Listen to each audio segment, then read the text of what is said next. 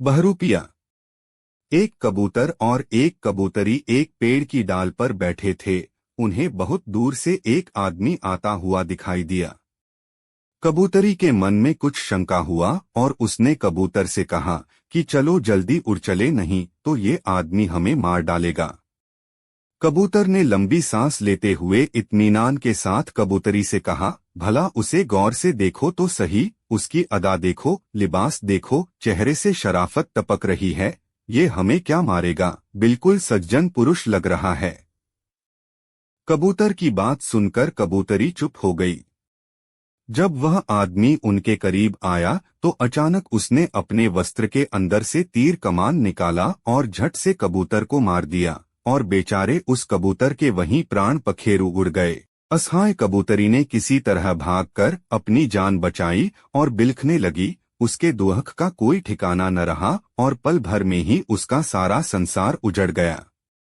उसके बाद वह कबूतरी रोती हुई अपनी याचना लेकर राजा के पास गई और राजा को उसने पूरी घटना बताई।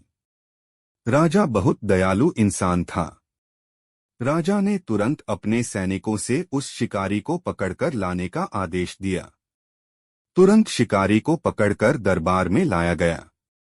शिकारी ने डर के कारण अपना गुनाह स्वीकार कर लिया। उसके बाद राजा ने कबूतरी को ही उस शिकारी को सजा देने का अधिकार दे दिया और उससे कहा कि तुम जो भी सजा इस शिकारी को देना चाहो दे सकती हो और तुरंत उस पर अमल किया जाएगा।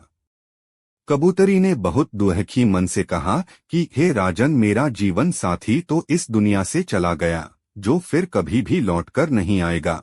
इसलिए मेरे विचार से इस क्रूर शिकारी को बस इतनी ही सजा दी जानी चाहिए कि अगर वो शिकारी है तो उसे हर वक्त शिकारी का ही लिबास पहनना चाहिए। ये शराफत का लिबास वह उतार दे, क्योंकि शराफत का लिबास ओढ़कर धोखे से घिनौने कर्म करने वाले सबसे बड़े नीच होते हैं। इसलिए अपने आसपास शराफत का ढोंग करने वाले बहरूपियों से हमेशा सावधान रहें, सतर्क रहें। धन्यवाद। दोस्तों, आपको ये कहानी कैसी लगी कृपया मुझे कमेंट करके जरूर बताएं और वीडियो को लाइक कर चैनल को सब्सक्राइब करना ना भूलें। धन्यवाद।